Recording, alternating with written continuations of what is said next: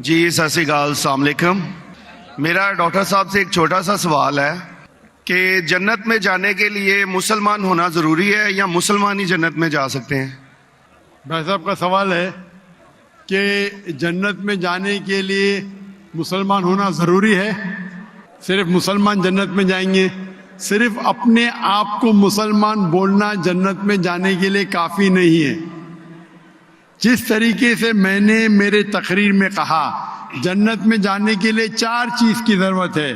سورہ العصر سورہ نمبر 103 آیت نمبر 1 2 3 اللہ تعالیٰ فرماتے والعصر ان الانسان لفی خسر۔ اللہ تعالیٰ وقت کی قسم کھاتے اور کہتے ہیں کہ انسان خسارے میں ہے۔ صرف وہ لوگ بچ جائیں گے جو لوگ کے پاس یہ 4 چیزیں۔ نمبر 1 ایمان۔ تو صرف مسلمان بولنا ضروری نہیں ہے اور مسلمان بولنا کافی نہیں ہے۔ آپ کے پاس نمبر 1 ہونا چاہیے ایمان۔ اگر آپ کے پاس ایمان ہے کہ اللہ ایک ہے اور اللہ کے آخری نبی محمد صلی اللہ علیہ وسلم ہیں اور باقی چیز پہ ایمان ہے، یہ ایک پوائنٹ پورا ہوتا ہے۔ نمبر 2 اچھے اعمال، عمل صالحات۔ نمبر 3 وتواصوا بالحق، لوگوں کو حق کی طرف بلانا۔ اور نمبر 4 وتواصوا بالصبر، لوگوں کو صبر کی طرف بلانا۔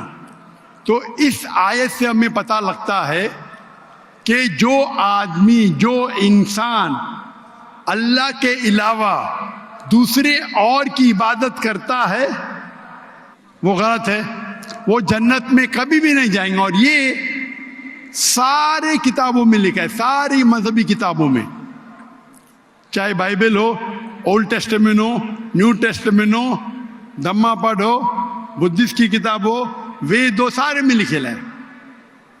اگر آپ پڑھیں گے گرو گرنتھ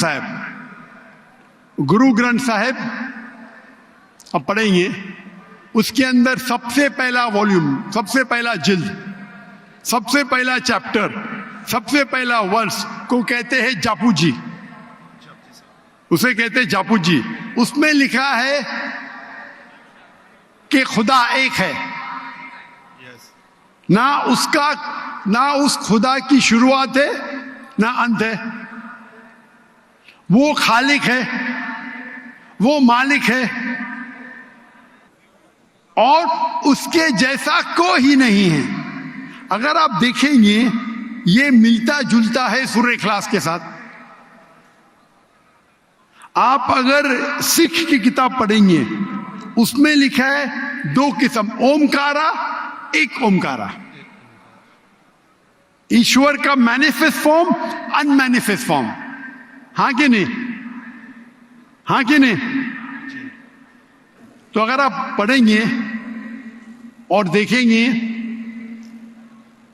کہ خدا کے کئی نام ہیں،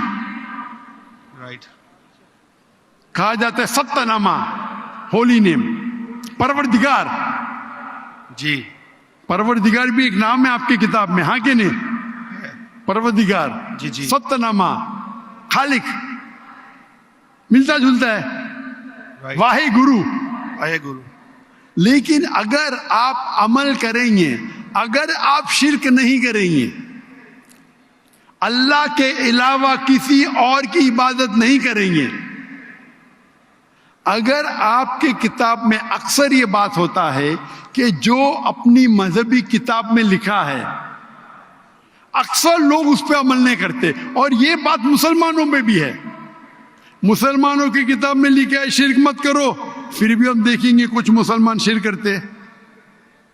تو اگر قرآن میں لکھا ہے شرک مت کرو اور آپ شرک کریں گے اور کہیں گے میں مسلمان ہوں تو جنت میں نہیں جائیں گے۔ آپ سمجھ رہے بھائی صاحب؟